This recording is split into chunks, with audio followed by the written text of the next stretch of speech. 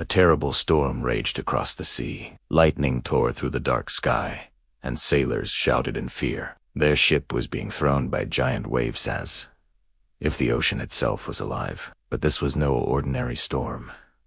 It was magic. It was the work of a man named Prospero.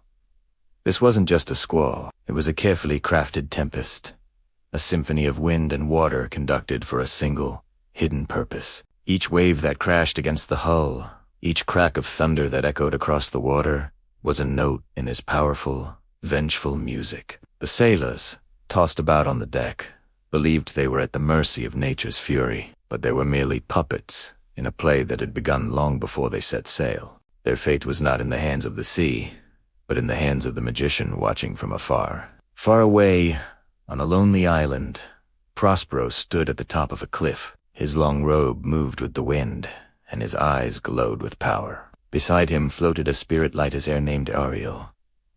Ariel was the spirit of the island, bound to serve Prospero. Together, they had created the storm, a storm strong enough to wreck a ship. A ship that carried Prospero's greatest enemies. Ariel, a being of pure energy, danced in the gale, directing the currents and winds with a flick of an invisible wrist, all under Prospero's watchful gaze. This island, a refuge that had once been a prison, was now the stage for his grand design. The storm wasn't meant to destroy, but to deliver. It was a net cast across the ocean, designed to catch the very men who had once cast him out. Many years ago, Prospero was not a sorcerer. He was the Duke of Milena, wise and gentle ruler. But his own brother, Antonio, betrayed him. With the help of the King of Naples, Antonio stole Prospero's title and sent him away. Prospero and his baby daughter Miranda were cast out to sea left to die. By fate, they survived and found this mysterious island. Here, Prospero studied the secret arts of magic and learned to command spirits.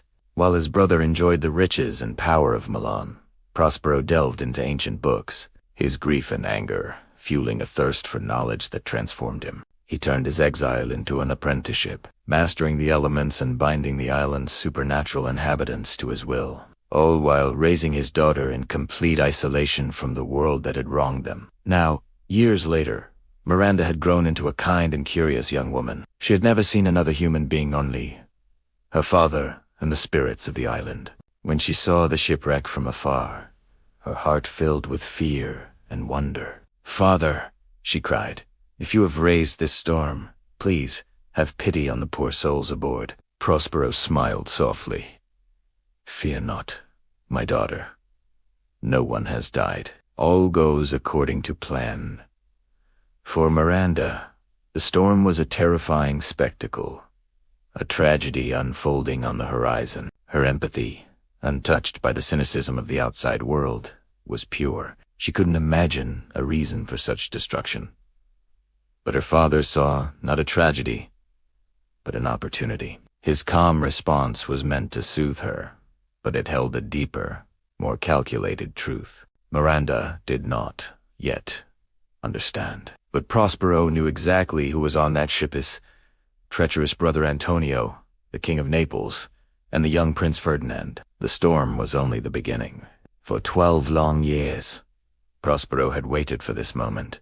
The moment when fate would bring his enemies back to him. Scattered and shipwrecked upon his enchanted shores, they were now vulnerable, trapped within his domain of magic. His plan, nurtured by years of solitude and study, was finally in motion.